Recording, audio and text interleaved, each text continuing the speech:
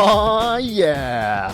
Welcome back, everybody, to episode 10 of Drafts with Jordan and Josh. I am one of your co-hosts, Mr. Jordan Blocker, at PFF_Jordan. With me, as always, is the lovely and talented Mr. Josh Liskowitz, at PFF_Josh. Josh, how you doing, buddy? How are things there in the Cincinnati area?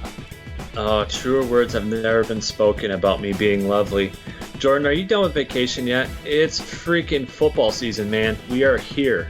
I know, seriously, we have a game. The Hall of Fame game is tomorrow. Tomorrow. Yeah, I just got down out of the mountains. It was great. I got to, breathe some fresh air, get out of the city for a little bit. It was nice, sort of recharge the batteries and not do. All right, Jordan. I know you're in the middle of nowhere forever, but how about you just stop talking for a while, okay? I got to tell you about something here. Okay. If you love fantasy football, and this not for Mr. Jordan Blocker, who absolutely loves fantasy football, but for all our listeners, of course, as well. If you love fantasy football, you need to try these new best ball leagues that are on my favorite new app called Draft, Draft. Here's how it works.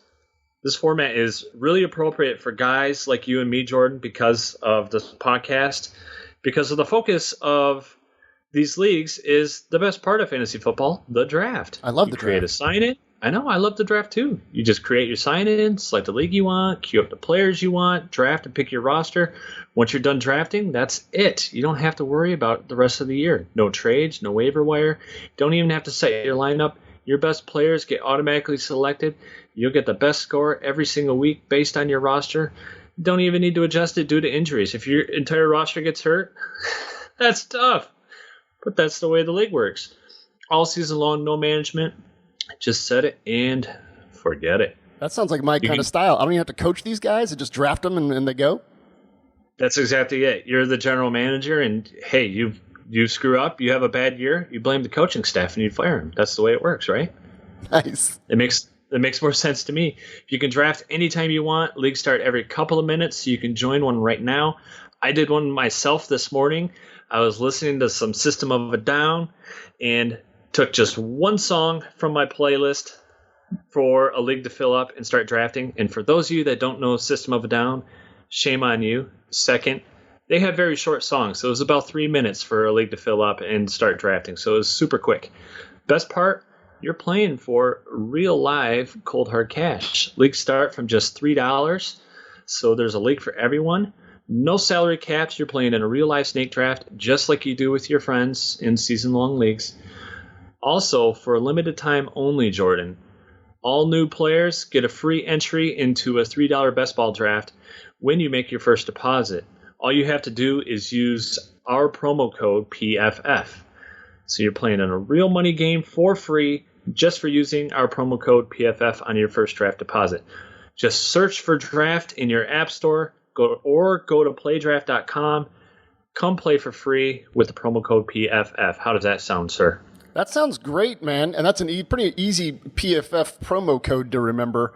It's not as easy as the combination of my luggage, which is 1, 2, 3, 4. But 1, 2, 3, 4, 5. that PFF is pretty easy promo code. That sounds awesome, man. And we love the draft. We've been talking about that the whole time. So that sounds to me like the best part of fantasy. I'm excited about that. Thank you for sharing that with me, Josh. We are going to be, actually, Josh, we still have. I just wanted to mention some of the stuff that's going on the website. I mean, if you haven't been to ProFootballFocus.com lately, go there because the site is beautiful. And you can search a lot of stuff by team and player. There's a whole bunch of new features. But again, we have the subscriptions there. And with both subscription packages, we have PFF Edge and PFF Elite. You get our preseason draft guide. And that's what we are using right now as Josh and I take you on this tour through. Today, we're talking running backs. Josh, you excited, buddy? A lot of them coming from your neck of the woods out there in the Midwest. Yay, running backs. Josh is super excited, everybody. And if you are following along, turn to page 38 in your preseason draft guides. That's where we're going to start with the running back that we have to start with here, Josh. And that's Penn State's Saquon Barkley. And he's a guy who, from my perspective, and again, I don't want to use the player comp, saying he's not going to have that type of career, but from a physical perspective, as far as his build and as far as his agility and his ability to make people miss, he kind of reminds me a little bit of like a Barry Sanders, in that ability to sort of juke, and still, he forced 72 missed tackles last year as a runner, and he's averaged 3.3 yards after contact per attempt last year. So there's a lot to like about him. Now, I know, Josh, that there's some things that you saw about him because you've watched him carefully, that you... Yes, not recklessly like you. That you think there are like some concerns then about necessarily like how his game might translate? I don't know that I would say concerns. I would just say observations. I think he's more than capable of making the necessary adjustments. I think it's more a matter of him understanding his physical capabilities and being able to take advantage of them at the current level. Are there going to be some adjustments he'll need to make? Sure. But I think he's an absolute stud. I think he's the clear, not even close top guy in this draft, which... may come as a surprise to some in the SEC with a couple of the guys on there we'll talk about in a bit. But let me talk about some of the observations I've had with him. First off, he is a guy that likes to bounce it outside. Now, I don't see it at all as him being afraid of contact. He'll take the cutback lanes when they're there. He has really good vision. He sets up blocks extremely well, and he'll make cuts back inside when there's a lane. That's not an issue. I think it's the reason he does this is because he's just so much faster than everyone else. He knows he can hit the corner, especially with college hashes being so much wider than you would see at the NFL. Now, see, this is a concern that I had about Reggie Bush when he came out, that he could just out-athlete people and would always consistently try to get that wide angle of the field. And he did that in the NFL, which was, again, a sort of a concern. Do you see that same issue then? Is it on the Reggie Bush level then with Barkley? Or do you just see that sort of tendency to try to kind of out-athlete guys at the corner sometimes? No, the reason I say no is I don't think it's an issue of him like shying away from contact. Like I think a lot of times with Reggie Bush, we saw him see, okay, well, I've got space there. I would prefer to do that as opposed to attack this hole inside that's there. The Penn State's offense is really set up, whether they're running inside zone, outside zone, for that cutback lane. So that's what he's used to attacking, and he'll go after it, and he'll kind of press that hole to create that cutback lane, and that creates some other things I'll get into in a second. But I don't think the issue long term is necessarily him being afraid to go inside. It's just a matter of him needing to understand at the next level he's not going to have the space from coming off that wide hash that he has at the college level. And obviously the speed difference is going to be a big deal as well. The other thing I've noticed is I couldn't believe the number of times on film with him that I saw front seven defenders just completely lose gap integrity, completely lose their assignment. And what I eventually realized that it's because of his cutting, his elusiveness, that teams are just terrified of him, and rightfully so, because he can make guys miss so easily that they tend to try and overestimate where he's going or try and preemptively strike, and it gets him out of position, and he takes advantage of that with his cutbacks. So he's creating his own holes through his own. He totally is. Through his own sheer ability. Yeah, well, he creates it not only through his own sheer ability, and he does that when he does cutback, but he also creates it just by the threat of the cutback as well. The fear of the cutback. Yeah, there's definitely a clear fear factor when he's running with the ball. It's really unique to watch, and you rarely see something like that. But there was obviously, when we let off this segment, Jordan, I gave a very sarcastic yay, and it's full disclosure. I hate running backs. It's my least favorite position. It's probably my least favorite too.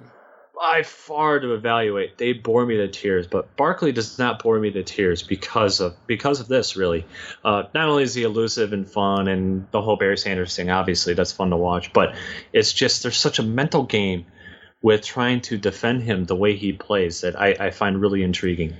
And just like sort of moving on from Barkley and just sort of a general thing about running backs, because you sort of mentioned our general philosophies about it. You'll notice, and it's something, again, full disclosure, I have a tremendous bias in my running back evaluations with how they can impact in the pass game. So again, if the running back isn't someone that I don't think that you could easily be used in the pass game coming out of the backfield or even out in the slot, I personally, I'm just telling you guys, I'm not going to value them, and I think that a lot of talent evaluators in the league are not going to evaluate them as much as somebody, they're going to evaluate them or value them more than someone who can just, sort of get you 3 yards in a cloud of dust. So again, like that's constant with me, Josh. I just sort of wanted to put that out there to everybody. Again, I value the pass impact. Yeah, and I'm definitely the same way. There's no question about that. And some of that is just that's the way today's NFL works. Yeah. You've got everybody has multiple backs. You don't have that one feature back that just grinds everything out, and that makes the passing game that much more important. That's certainly a big reason why pretty much universally everyone at PFF that looked at Leonard Fournette last year wasn't a huge fan of him. That was a big part of it. It was just the uncertainty of his impact on third down. That being said, segueing into another LSU running back that is very highly touted going into this year, let's talk about Derrius Guice a little bit, Jordan. What do you think about him? Like Barkley, he's a guy who can generate a lot on his own. He forced 48 missed tackles last year. He had a 96-yard run. That's crazy. He had 759 yards after contact, Josh, and 7.6 yards per carry is what he was averaging. So again, just ridiculous. I mean, 4.1 yards after contact per attempt. You know what I mean? I mean, you can carve out a career in the NFL with a 4.1 yards per attempt, let alone yards after contact per attempt. So, he's definitely a guy who can still sort of fight through tackles, still power through tackles. You can make moves at the second level. There's a lot to like about him. I think that he could probably be a little bit more effective in the pass game than his predecessor Fournette. What did you see about Guice? Yeah, I definitely agree with you, especially on the last part, the passing game. I definitely think he's the better of the two in that regard. I think you see more shiftiness with him, and I think he sets up blocks better. Obviously, LSU last year, they're shifting to a new scheme this year, so that's going to be a concern. But he did a lot of running behind fullbacks, and I thought he did an excellent job of knowing how to set them up to create space for himself and get defenders into different lanes. I'm also interested this year to see how he does with a new center.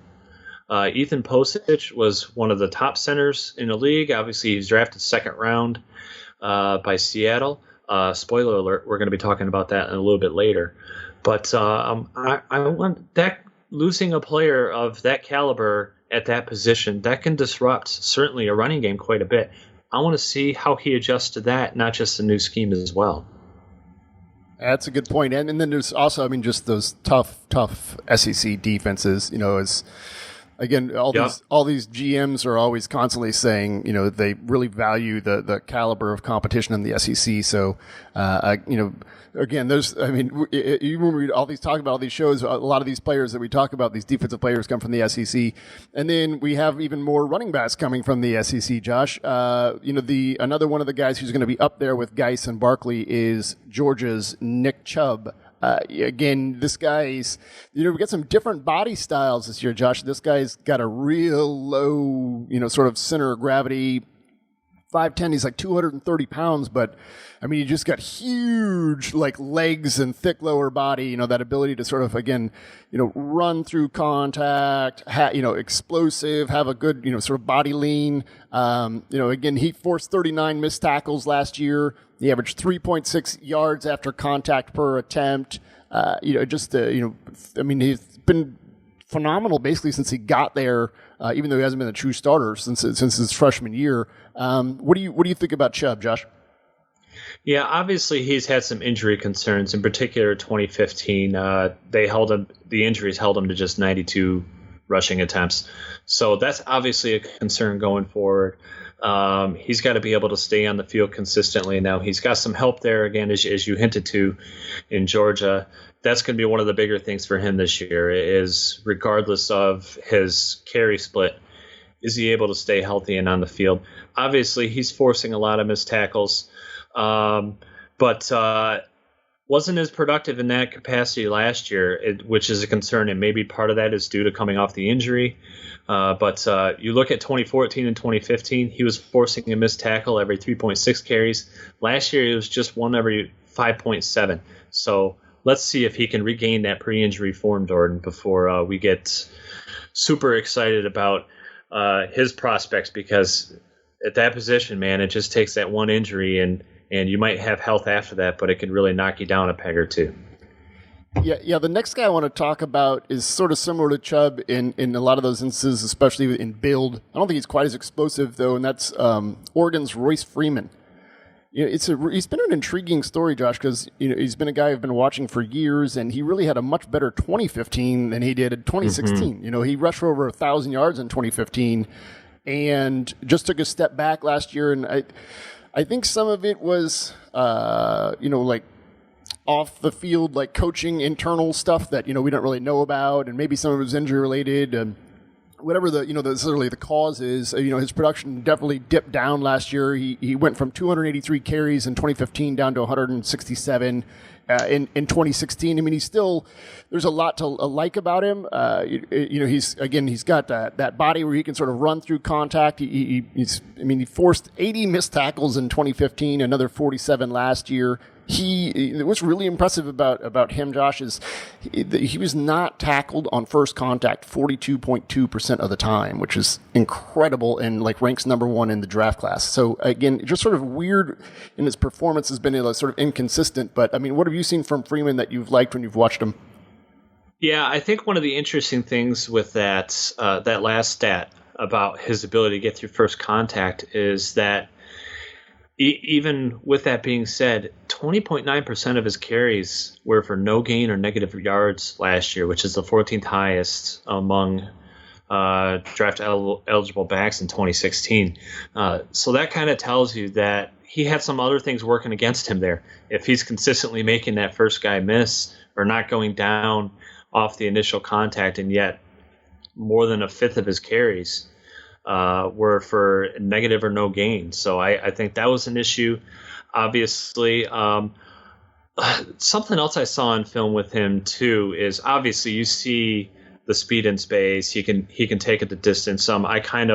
When you and I watched him, I kind of likened him to the back in Detroit that Detroit loves to use in the passing game, Theo Riddick. But except Royce Freeman can take it the house when Riddick is really he'll make guys miss in the open field, and he'll get some extra yards and get some chunk first downs for you. Royce Freeman has the speed to be able to take it a distance.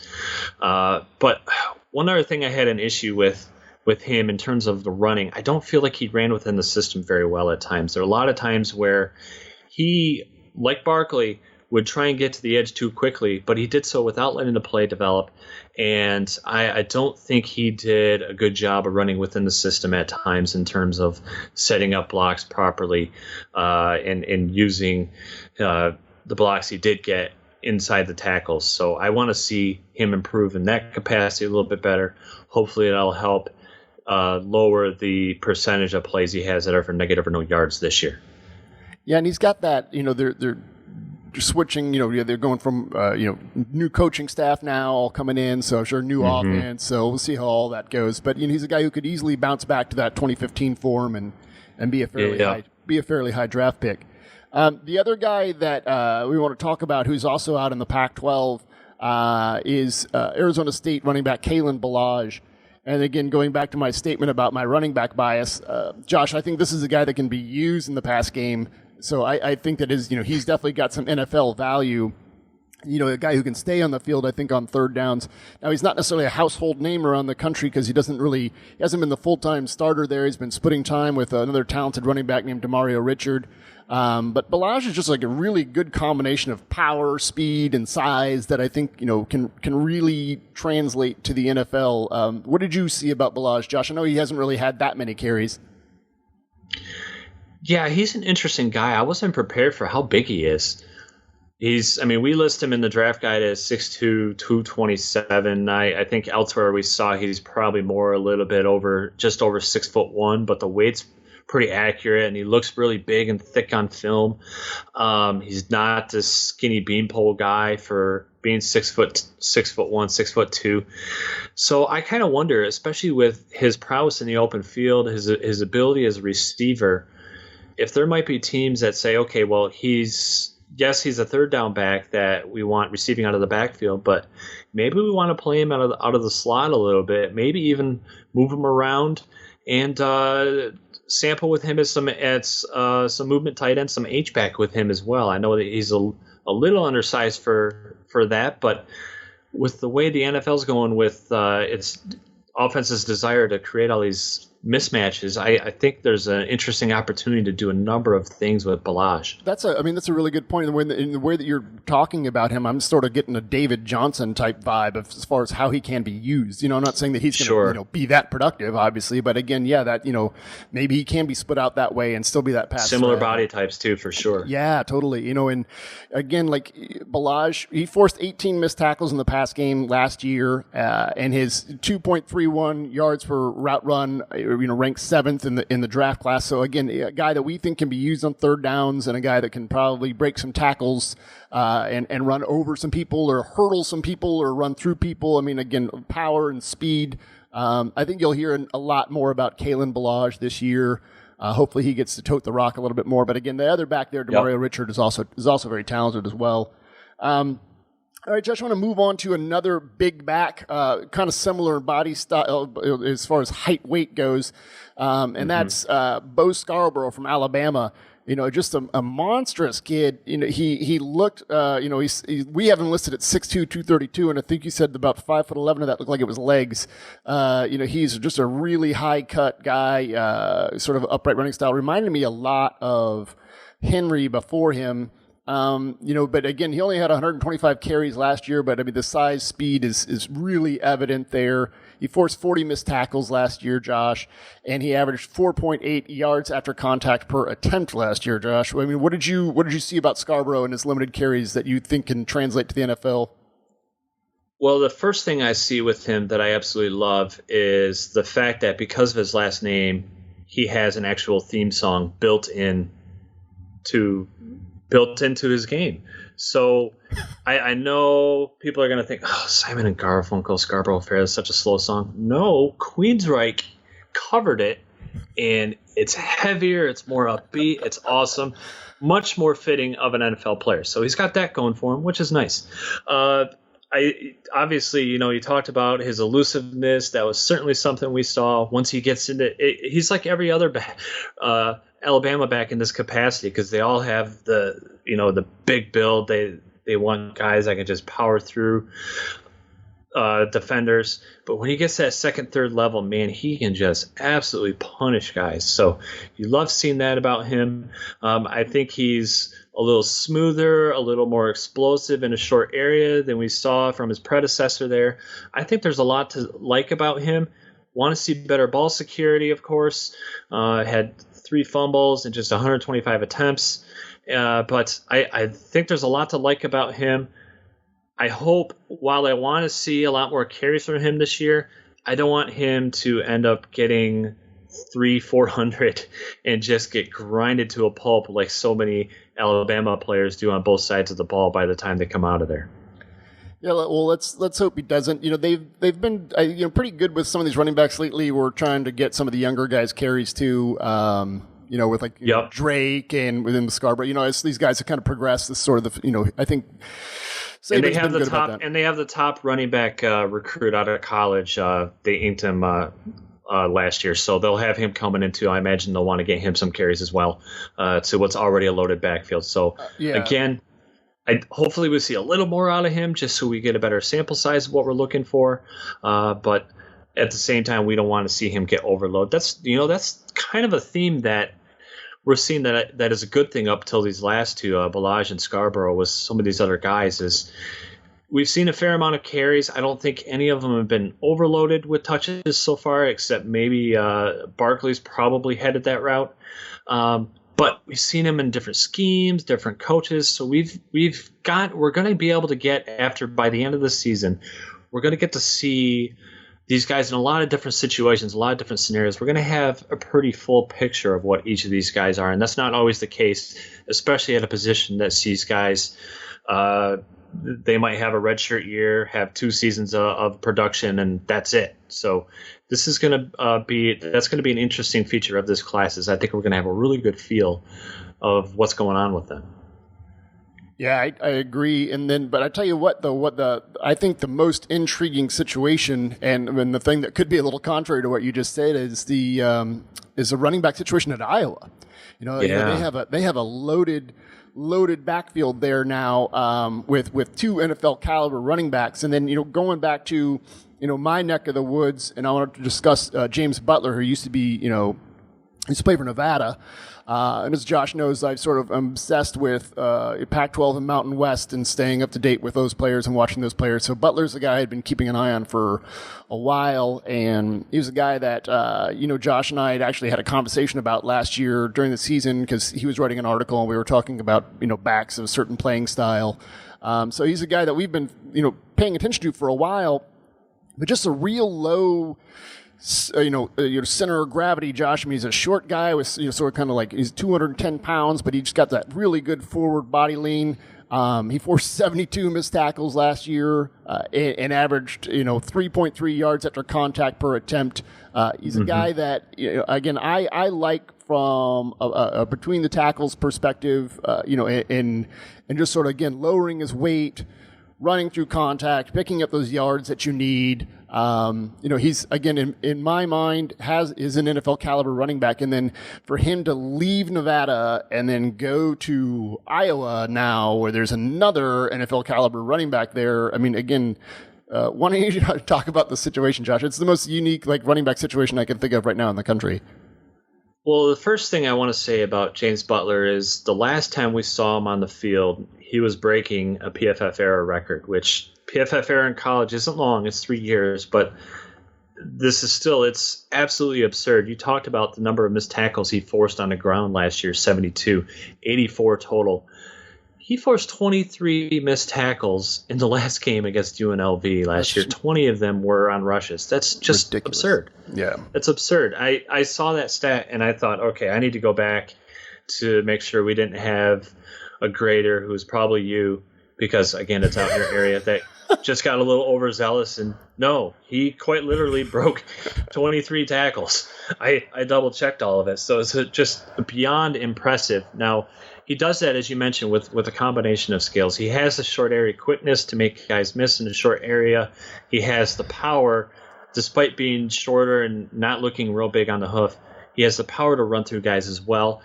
Not a guy that's going to break into the open field and get just huge home run plays. It's interesting watching him in comparison to the other guys. He's clearly a notch below athletically. But in terms of being an NFL back, a modern-day NFL back, his ability as a receiver, making guys miss in the open field, he does all that extremely well. One thing that he definitely needs to improve upon is his pass blocking. Don't think he was that great at it last year. And Akrum Wadley, who you referenced, the other back at Iowa, I think was significantly better. So that's going to be something to watch going forward with him, because when you're not athletic enough to be the feature back, the first down, second down back, you have to be able to perform on third down. And part of that is going to be pass blocking. So let's get into Wadley a little bit. Yeah, he's a guy that, you've seen him a lot more than I have, but from the limited bit that I've seen of him, he just seems more of the lightning to Butler's thunder type of guy. Is that fair? I mean, he's more of the shifty and open field space type of guy than Butler? Yeah, I think that's totally fair. And it's interesting because if you compare their stats side by side, PFF College had a tweet out earlier in the week, I believe, maybe it was the end of last week, comparing their stats, and they're very similar. But the reality is, what you see of them on the field is very different. I had you watch the game against my Wolverines because he just absolutely shredded Michigan, and it was his cutting ability. They just could not get hands on him, and he was constantly making guys miss at the line of scrimmage. And this was his best game, so you always want to be careful when you're talking about looking at any player at any position and just watching their best game. But this was against Michigan, who had, by all accounts, until one of the maybe the last game of the season, in the country. Yeah, they had the best front seven in the country, the best defense in the country, and he just absolutely shredded them in one of the biggest upsets of the entire college football season. He was a huge part of that. Elusive rating, ranked 9th in the nation of backs with at least 100 carries. And it ranks fourth at a returning, the draft eligible guys returning. Yep. Yeah, that's impressive. Yeah, exactly. So that was outstanding for him. A couple things he has to work on. Fumbled 3 times on 206 touches last year. And again, when you're in a timeshare, as he's going to be, you better not be fumbling the ball, because that's going to tilt out of your favor if he starts dropping the ball there.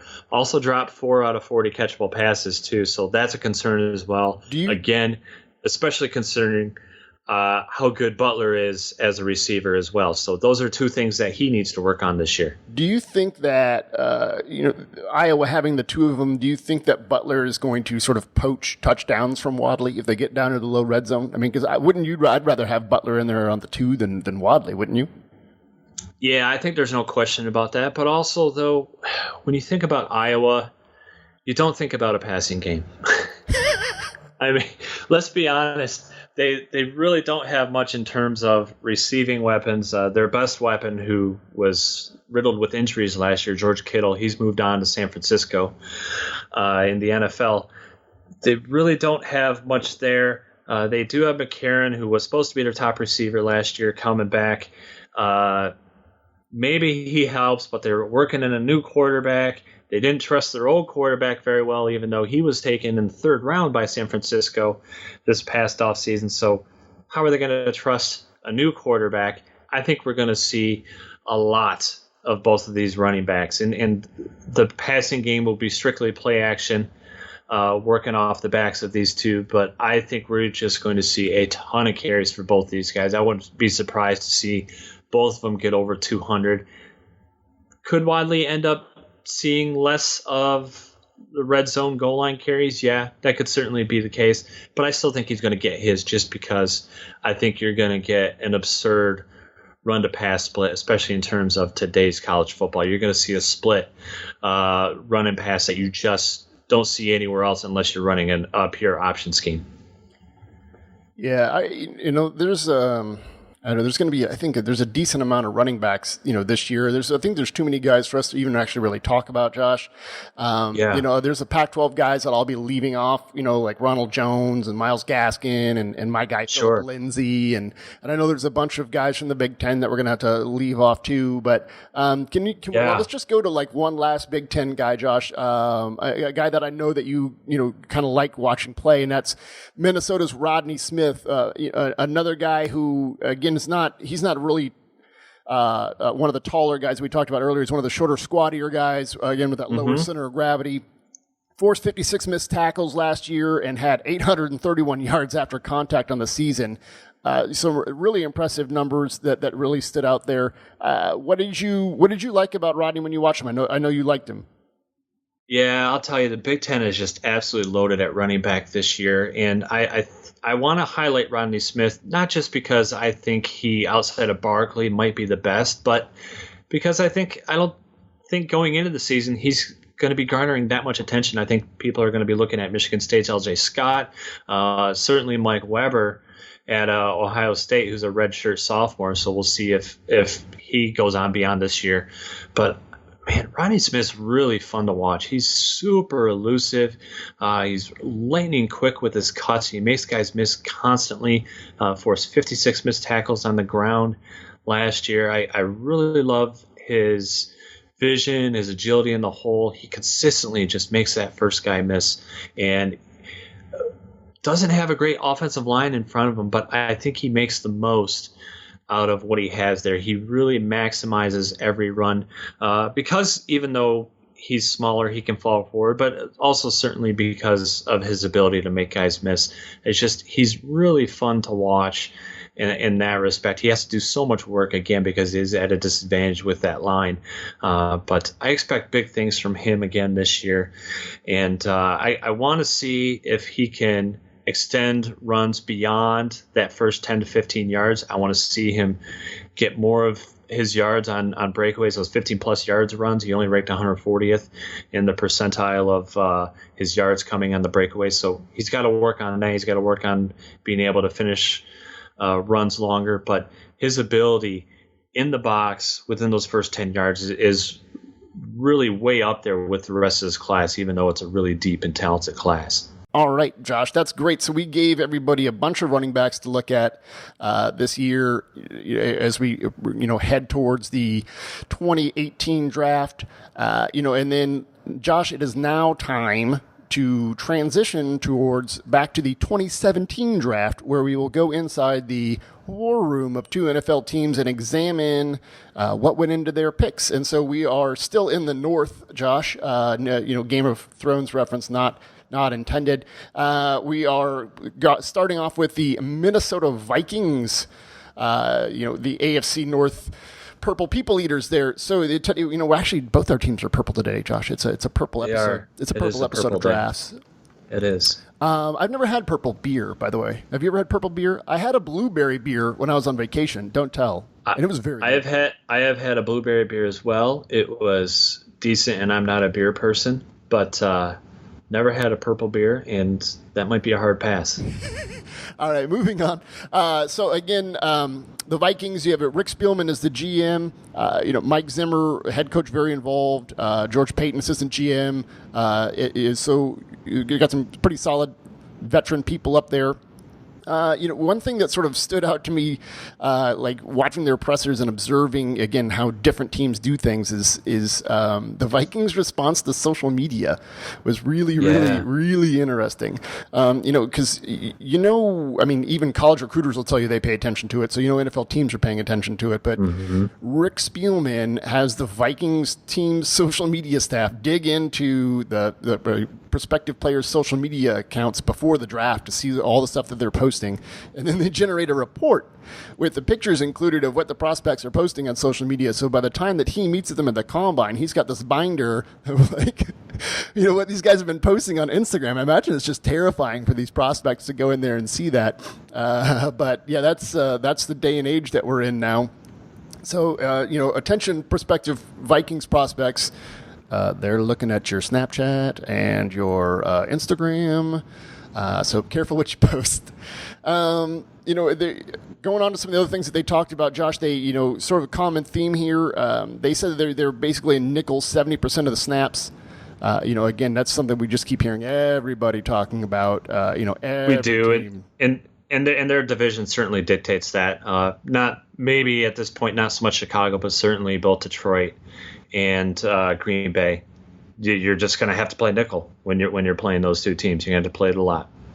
Yeah, they ended up taking a lot of players from big schools, and I think some of that was intentional. Rick Spielman said when you're getting Big Ten kids, ACC kids, SEC kids, they're used to the big stage, and most of the time the schools develop those kids so well, and they're so well coached coming out of those conferences that it's a little less of a learning curve when they get up to this level. So, we'll talk about that sort of thing all the time, but it's really interesting to see like the GMs basically come out and say it, and it really sort of bears out in their draft classes, and we see several teams who sort of like to stick to those sort of bigger schools. The other thing that I thought was interesting about Spielman and the Vikings front office is how active they are in trading. They're basically constantly trying to call. I mean, they're trying to call people all the time. I mean, Rick Spielman said it's the funnest part of the draft for me. Like, he just loves calling and trying to make trades. And if we don't account the Bradford trade, Josh, they made 7 trades, 2 up and 5 back. That's ridiculous. Rick Spielman is definitely my spirit animal in that regard. All PFFers involved in our last 2 7-round mocks leading into the draft know that I'm that guy at PFF that is calling you constantly wanting to trade all over the place just because, hey, trading, it's fun. I can verify this, and I'm usually like, what are you even talking about, Josh? Leave me alone, I'm working. So let's go into these Vikings picks that they actually made, and the first one that they made was they selected running back Dalvin Cook out of Florida State, and this was again, just the same type of situation that we're just talking about. Spielman said that he started seeing Cook fall down once they realized he was going to make it all the way to the second day. They just started, freaking out and decided they needed to go get him. They lose an Adrian Peterson, and they can bring in somebody like Cook. One of the things that I thought was really interesting, and you had hit on it before, Josh, when talking about running backs, and some of the guys will have like pass pro issues, and Rick Spielman said that he said that most of the guys who are coming out of college, the running backs, I should say, that are coming out of college, are having pass pro issues. Yeah, and I do want to make an aside to that. With Dalvin Cook, it's a little bit different, not because of where I think his pass pro ability, where those abilities are. But it's one thing when we're talking about James Butler, who, as I mentioned, is not a guy you're going to want to feature on first and second down more often. He's not that kind of dynamic player at an NFL caliber level. Dalvin Cook's a different story. I think if you're going to have a feature back that you want on the field every down in some capacity, Dalvin Cook is going to be that guy. So you're going to be a little more willing to work with a guy like that, because he doesn't just need to be on the field on third down. He can play first and second down as well on a more consistent basis than you're going to get from some of your lesser guys. So I think that's an important aside to make, that he's going to be afforded that time a little bit more than some of these fringe guys that are drafted in the later rounds that have to produce immediately on third down. Good point. The next pick that they took, they traded up again for this one, and that was Pat Elflein from Ohio State, interior offensive lineman. He's played center and he played guard.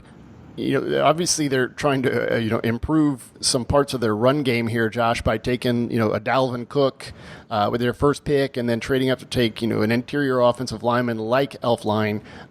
They really like his sort of physicality and his toughness and things like that. Josh, I know he's a guy that I think you actually wrote a little piece on him at one point last year. So I know you've seen him more than I have, and know more about him than I do. What do you think about like how they're going to use Elflein and where he's going to work for them? Well, it's interesting you mentioned that, and that wasn't something that you and I discussed talking about beforehand, but it fits perfectly into what I want to discuss with him. That was leading into last season, discussing how there were a bunch of linemen that were tackles and guards sliding inside to play center, because it's become such an important position. At certainly the college level was what I was discussing, but obviously the same is going to hold true at the NFL level as well. I expected Elflein to make that a pretty seamless transition last year, and quite frankly, I think he was significantly better in 2015 playing guard. So I find it pretty interesting, knowing that while Minnesota, obviously they have their struggles on the offensive line, they have a lot of moving pieces they need to figure out. I think center was a position that they got okay production out of, but they still view Elflein as a center. So I find that very interesting with him. Spielman talked about him having enough athletic ability to work off combo blocks, get to the second level. I saw a little bit of that, but I also saw some hesitancy with him. I didn't see him consistently getting on, attacking, and sustaining those blocks at the second level. So I have my worries there. Hopefully that'll change for him, A, at the next level, B, another year under his belt at the position. Obviously, just working in a new position and trying to be that team leader of the Buckeyes that had to wear on him a little bit, because there's a lot of other responsibilities that come with being the center.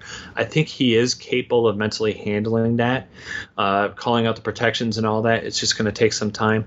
I just find it interesting that right off the bat to start with, even though they have a center, that's where they want to put him. So we'll see how that pans out. I thought that was interesting too, because like you said, I mean, they got really good production there last year, and so maybe it's just a best five type thing, and they're going to maybe slide someone over to guard or what, I don't know, but I wouldn't be surprised if that ended up changing pretty quickly, and that's okay. That's not a big deal. I don't think he's a bad pick at all for them. I think the value is appropriate. I think they can get good production out of him. I just think they can get better production out of him at guard. And we'll see if he stays at center or ends up getting moved out there. Yeah. We'll see. All right, the next pick, they stayed in the Big Ten, and they took Jaleel Johnson, defensive tackle from Iowa. We saw him at the Senior Bowl. I could say he had some really awesome dance moves when we were down there. And he also, the Vikings mentioned that his Senior Bowl week was outstanding. And he did make some splash plays, when we were in practices. But they mentioned the practices and the game, and that whole thing. They view him as a guy who can play nose tackle or under tackle. You watched him in college, Josh. What do you think about Johnson? I did. Well, we talked about Akrum Wadley destroying Michigan. On the other side of the ball that game, it was Jaleel Johnson. He was an absolute dominant force up front, really, really stymied the Michigan run game and took that completely out of the equation, which really handicapped Michigan when they're dealing with a quarterback who's dealing with a shoulder injury at that point. So the fact that they couldn't run the ball because of Jaleel Johnson in the middle, that really handicapped that offense. I made this comment to you when we were prepping for this episode, and I think it bears repeating now. If you were to tell me heading into the draft, pick a player on each side of the ball in this draft class that did not test nearly as well as they showed on the field, the two guys I would have picked would have been Dalvin Cook on the offensive side and Jaleel Johnson on the defensive side. I want to say he ran 5.4 or something like that. Just generally looked very sluggish throughout drills at the combine.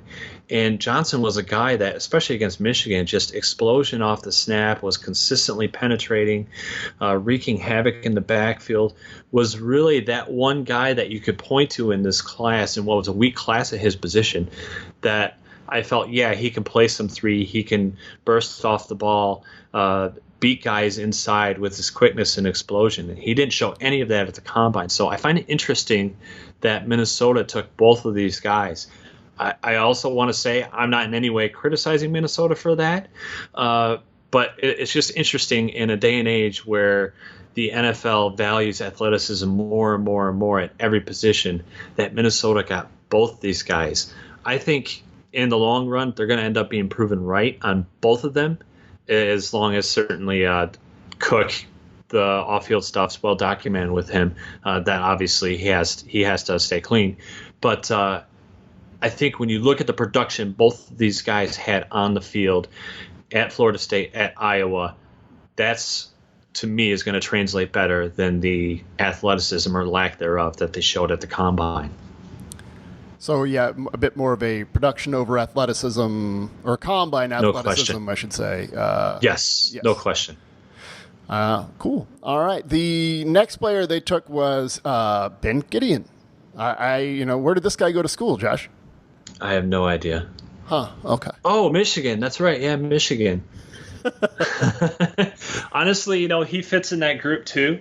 In terms of, now he probably actually tested a little bit better than he showed on film.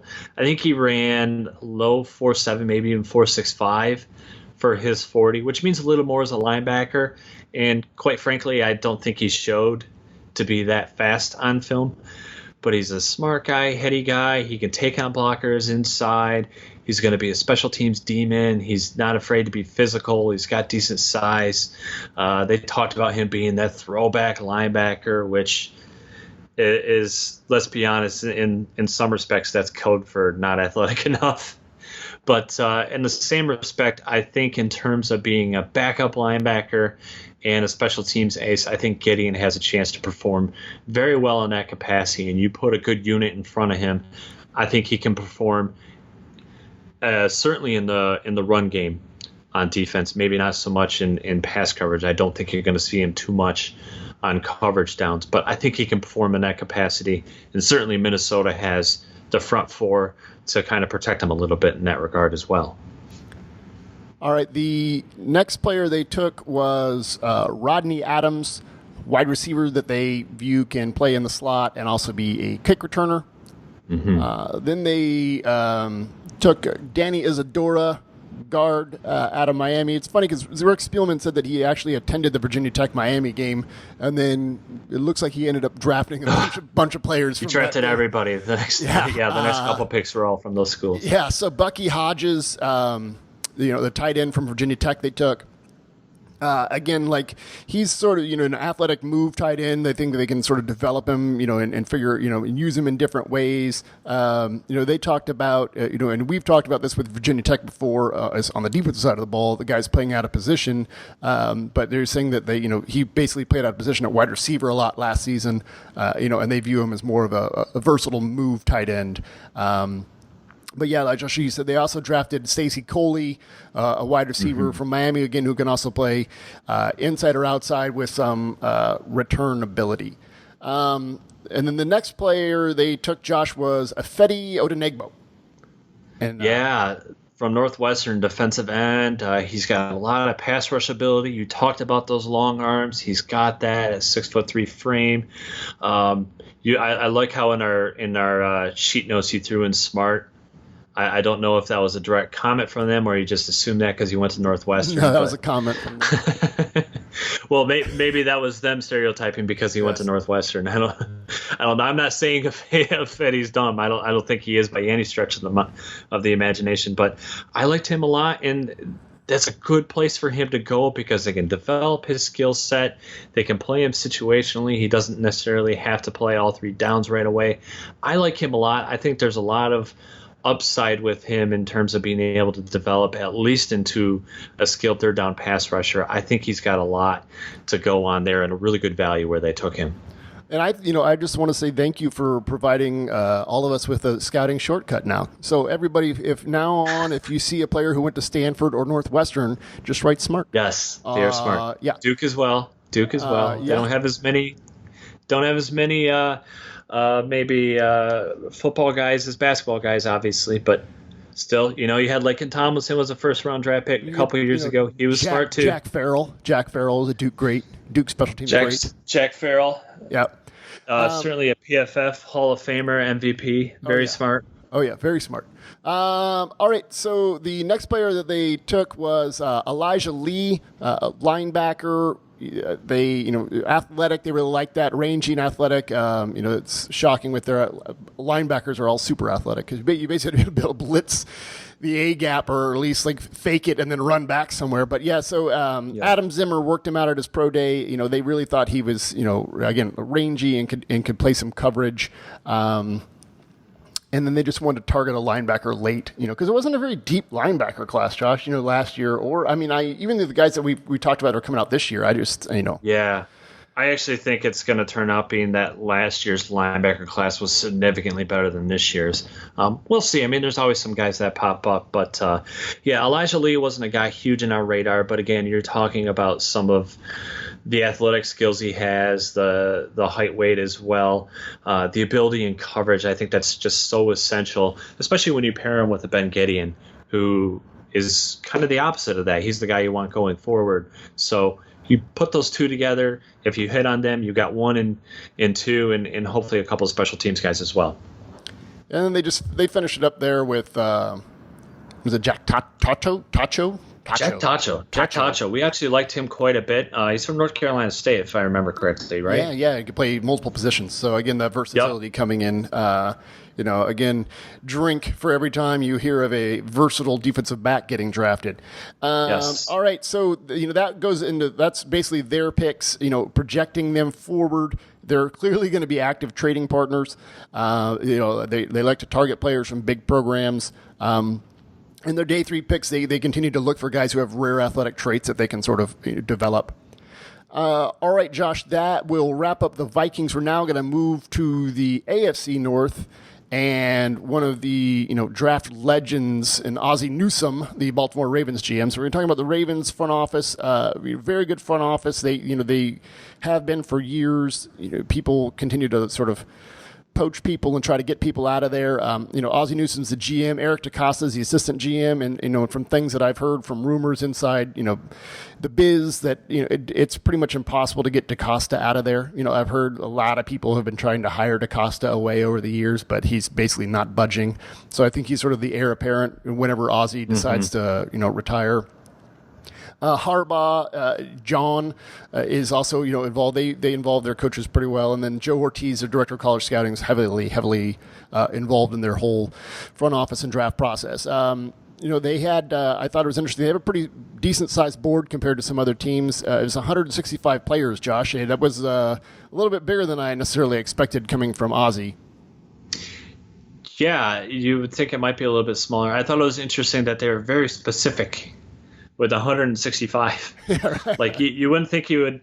Not that that's a huge deal, and obviously there's no way to discern exactly who the 165 were outside of the picks they did actually make, obviously. But I thought it was interesting that they were willing to divulge that they had exactly 165 players. Yeah. One of the things that I thought was really interesting too about their board is the Red Star players.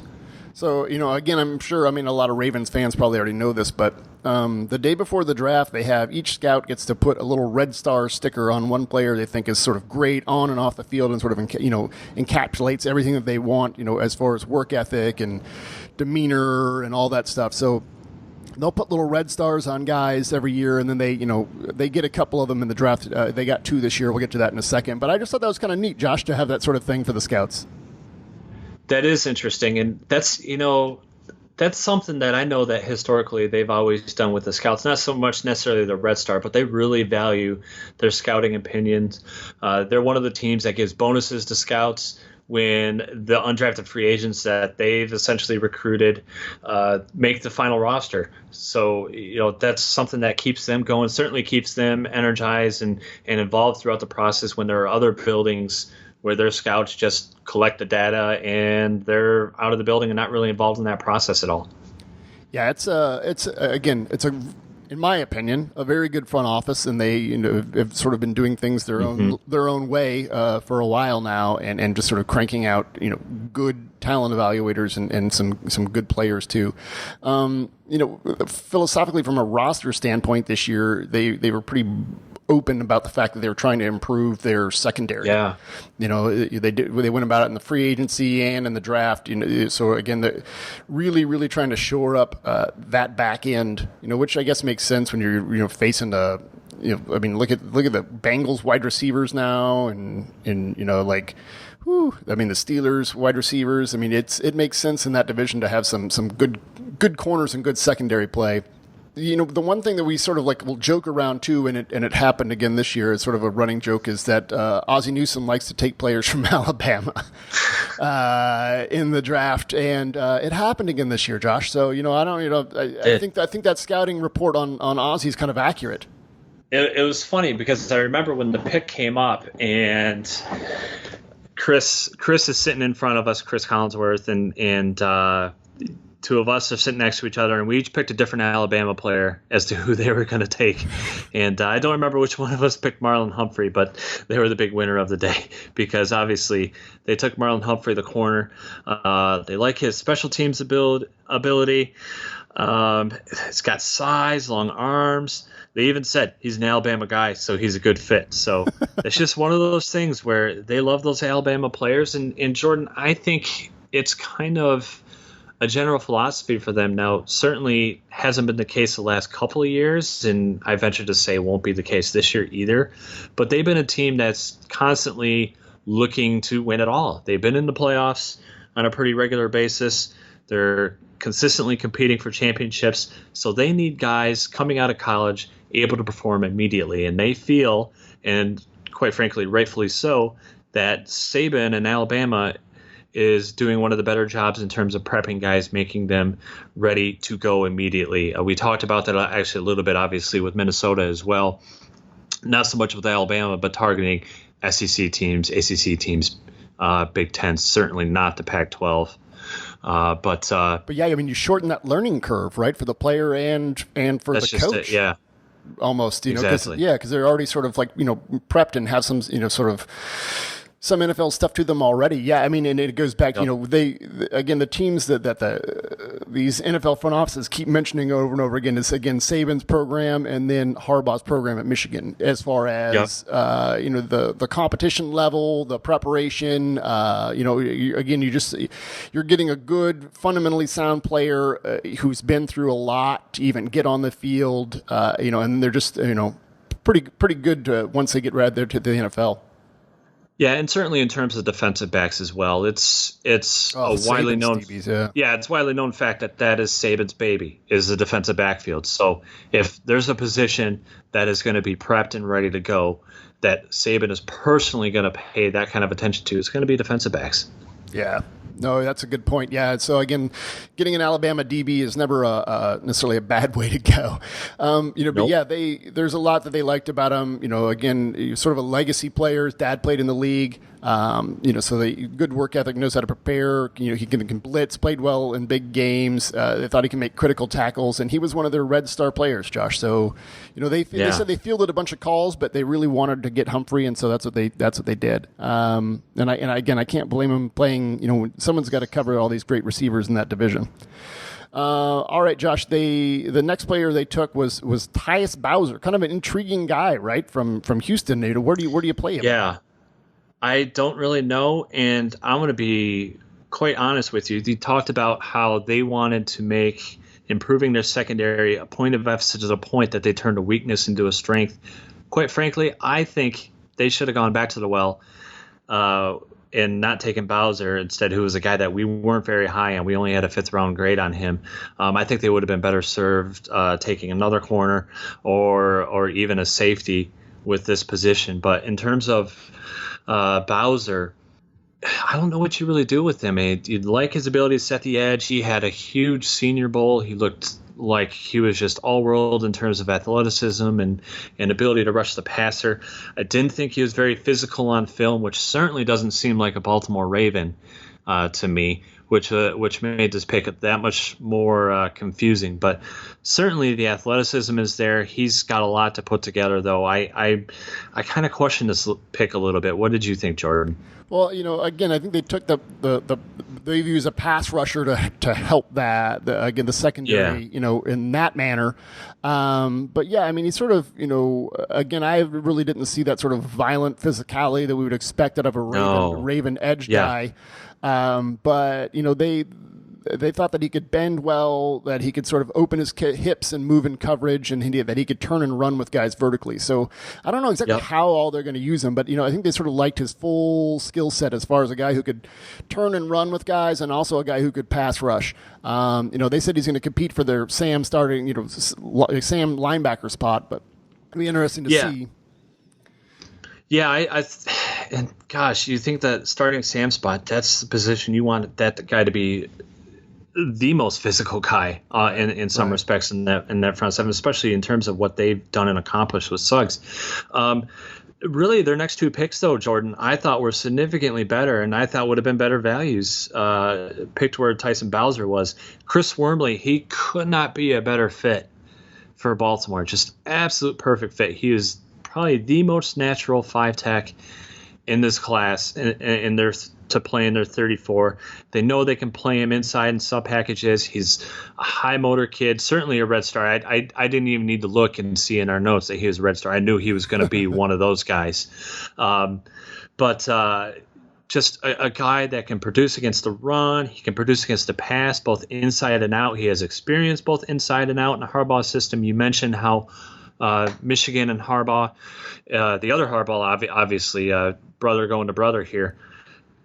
That's another place where teams are looking for now for guys that are pro ready. Wormley's going to fit that mold. I love that pick there.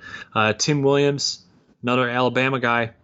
This one. Why don't you talk about him a little bit? Yeah, this is the pick that but if you say that you thought Wormley was a perfect fit, I thought this one was a perfect fit. We said another Bama guy. So the 34 outside backer role for them. Pass rusher. I mean, very, very, very good pass rusher. Very productive on his snaps the last couple of years at Alabama. High motor, tenacious.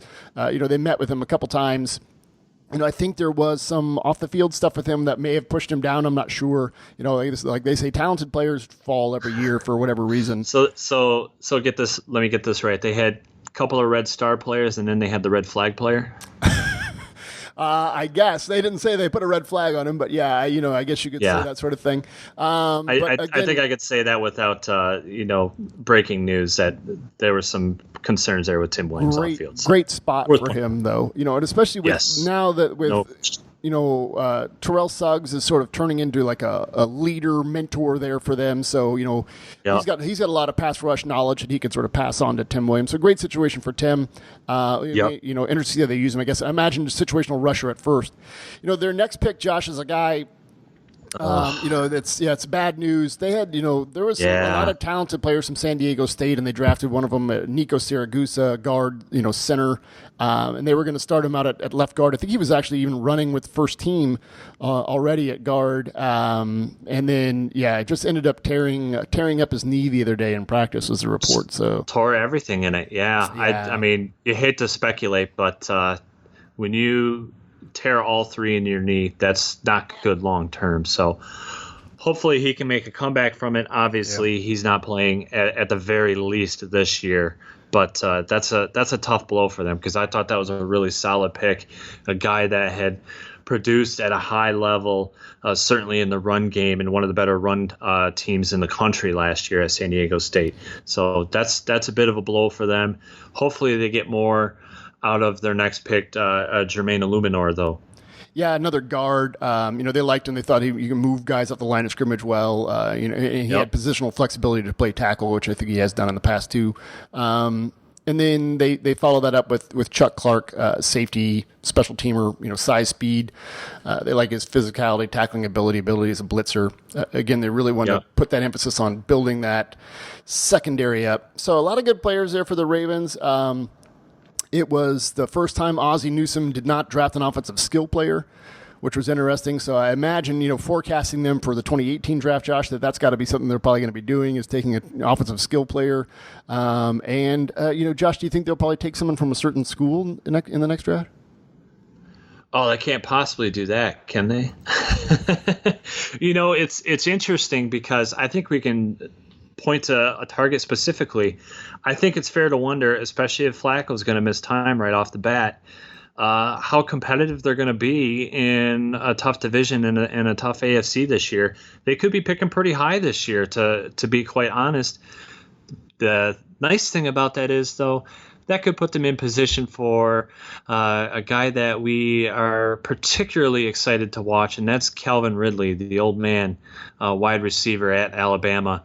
He might be 22 already, even though he's starting his third year of college, but he is a dynamic talent that can do absolutely everything you want. And considering what's going to continue to be a need for them, most likely, I would not at all be surprised to see if Baltimore is picking high last year because of the injury issues they have this year, that Calvin Ridley is their target next year. And I can't believe you're already calling out their targeted players for next year. I know. Well, it's not tough. They make it easy on you. Okay, that's funny. All right, so that will wrap up the Inside the War Room segments and the 2017 draft. Now it's time to go back. We're going to go back even further. Josh, it's time for me to dust off the draft time machine, Josh. All right, Josh, I'm going to do. I don't know if the draft time machine is actually capable of all the time travel that you are wanting it to do right now. It might break down. I'm not sure. This thing is definitely not sanctioned by any government agency or anything. So, we'll see how it goes. But the first thing that I'm going to do, Josh, is I'm going to travel back to the year 2011.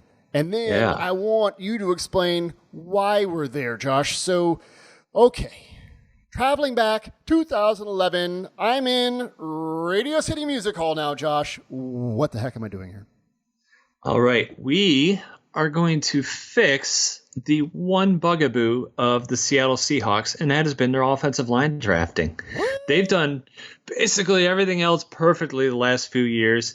Won one Super Bowl, got to within one bad play call 1 yard away from winning a second.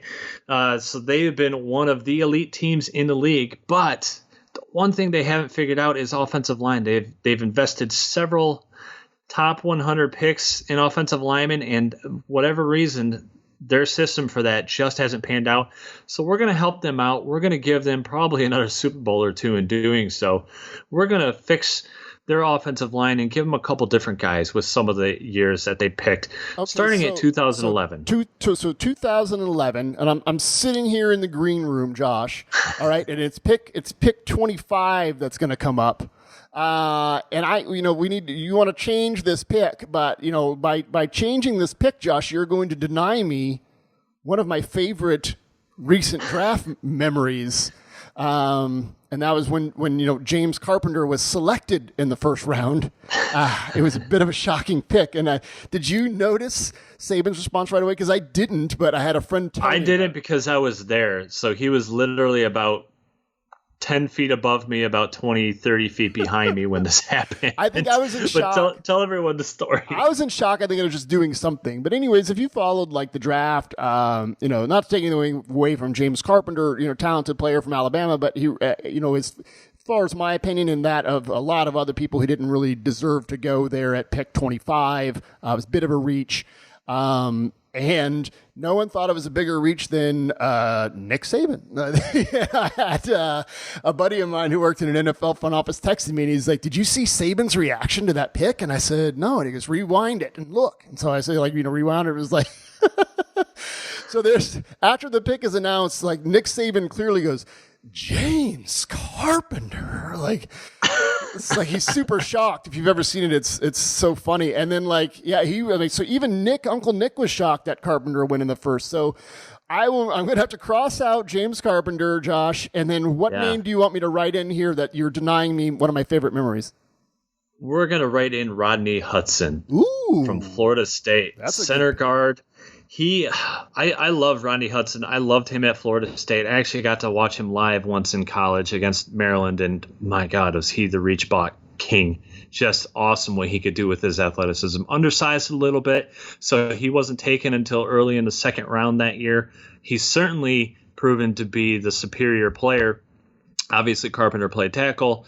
He did play some guard a little bit, and Hudson can play guard. But Hudson was one of our top-graded centers last year for Oakland, his second team. Why Kansas City let him walk, no one will ever know. But Hudson, to me, is just a no-brainer pick for them, and you love his positional versatility as well.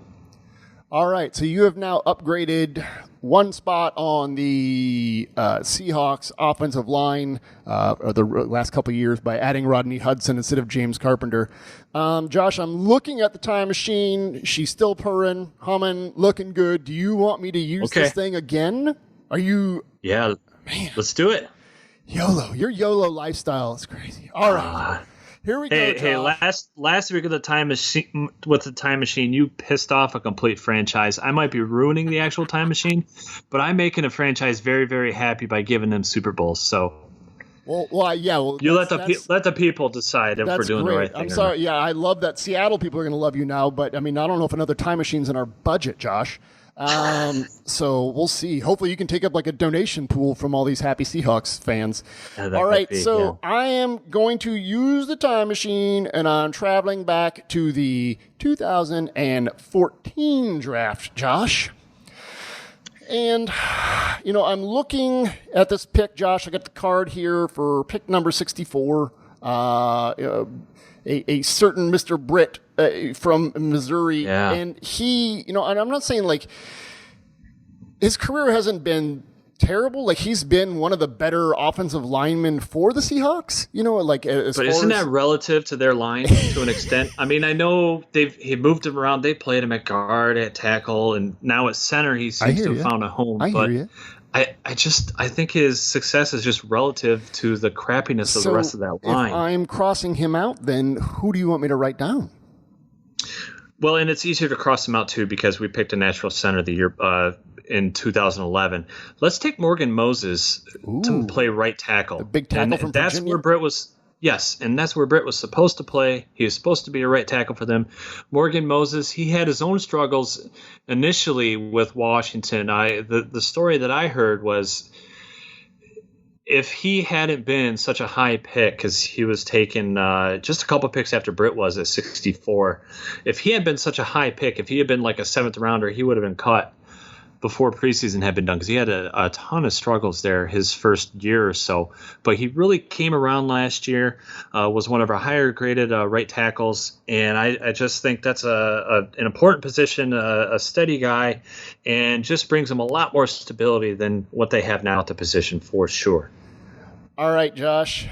Got a little bit of gas left. I'm not going to tell you what type of gas I use in this time machine. It's expensive gas, Josh. So, all right, do you want me to go back again? Prices are down. It's okay. Let's one more time. We got to do one more time. All right, Josh. This is, man, I can't believe you're doing this. You're going, this is only 2016. All right, I am traveling back to 2016 in the third trip of this time machine today. Poor time machine. All right, Josh. 2016, that means I am not in New York, Josh. I am in lovely Chicago. And you want me to change the pick at number 31, right? Well, speaking of Chicago, I think this one, I think it might have upset a fan base, because I'm going to be taking away one of their better picks in recent years, and that is Mr. Cody Whitehair from Kansas State. So you want me to write Cody Whitehair in there? We're going to put Whitehair down, and He was a PFF favorite at that time, and he was spectacular for Chicago last year. Was forced to immediately fill in at center for them when they expected him to play guard heading into the season. They had some injury issues preseason that forced him there, and he was really quite stellar for them. As I said, I believe he played left tackle at Kansas State, so no one was really quite sure where he would end up surfacing. Just knew he was going to be a really solid player, and that happened immediately. That would certainly be the case for Seattle as well. Again, not quite sure which position he ends up playing, because we have Rodney Hudson in the fold, of course. So he might be a guard there. It doesn't matter to me. He's going to be an outstanding player. All of a sudden, boom, we've taken a line that's a mess. We've given him Rodney Hudson, Morgan Moses, Cody Whitehair, three mainstays for a long time on that line. We're winning some more Super Bowls. That's awesome for Seahawks fans, but at what cost to the time machine, Josh? We'll have to have a talk about this offline on our repair bill. All right, everybody, that will do it for this 10th episode of Drafts with Jordan and Josh. Again, really excited about the Seahawks' new offensive line via the time machine. And again, please go to profootballfocus.com /subscriptions and find the Edge and Elite, and sign up for one of those guys so you get your draft guide so you can follow along with Josh and I. Please leave us a 5-star review for our podcast. And Josh, anything you want to say on the way out? 10% of the purchase price of Elite or Edge will go to the repair of the draft time machine, so please do that.